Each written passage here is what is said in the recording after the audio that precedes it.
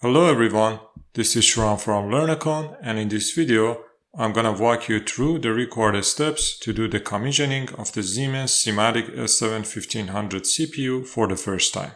Basically, when you take the CPU out of the box and mount it in your panel, what you need to do to get it up and running. Every 1500 CPU has at least one built-in Ethernet port with a MAC address that has been printed in the factory, and it doesn't have any IP address.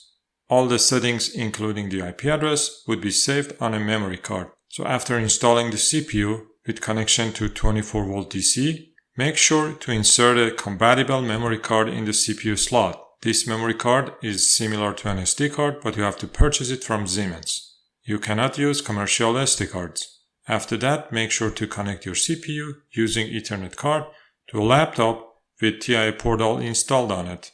Next, we run the TI Portal application software. On the first screen, before creating any project, click on the Online and Diagnostic option, and then select Accessible Devices.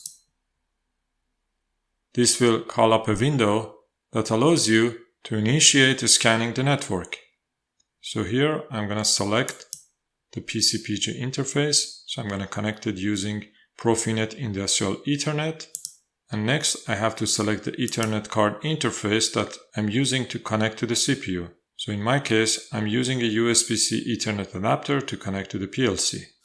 After that, I click on the Start Search, which initiates scanning the network. Okay, so the PLC has been found, but as you can see, there is no IP address, it's just found the MAC address. You can verify this MAC address with a physical address printed on the PLC. Also, if you have multiple CPUs, you can use flash LED, which will start blinking the LEDs on the CPU that you have chosen. Okay, next I'm going to click on the Show, which takes me to another screen that I would be able to see and configure the settings for the CPU. So here in the left panel, I can see the network interface on my laptop that is connected to the PLC. So under the Accessible Device, I'm going to double click on the Online and Diagnostics. This will open the information window from the PLC. So right now the PLC doesn't provide any information because it doesn't have any IP address. So first thing I'm going to do, I'm going to open the function section and click on the Assign IP address. And as you can see, there is no IP configuration for this PLC. So I'm going to go with 192.168.220, and as the subnet mask, I'm going to go 255, 255, and 255. And then click on the Assign IP address.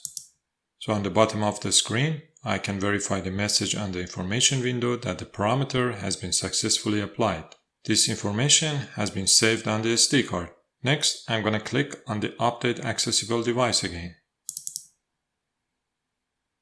So now I would be able to see an accessible device with the assigned IP address.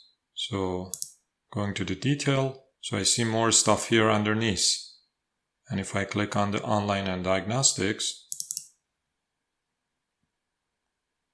I would be able to see the complete information regarding the CPU I have, including the model number, part number, and firmware version. These are the key informations that we may need later on when we set up our project.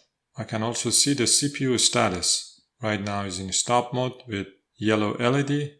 If I try to run it after confirmation, I can see it doesn't change because there is no project loaded into the CPU yet. Okay, that was it. That's all you need to do as the first step.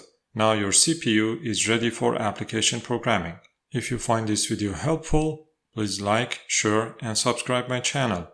Thanks for watching and see you next time.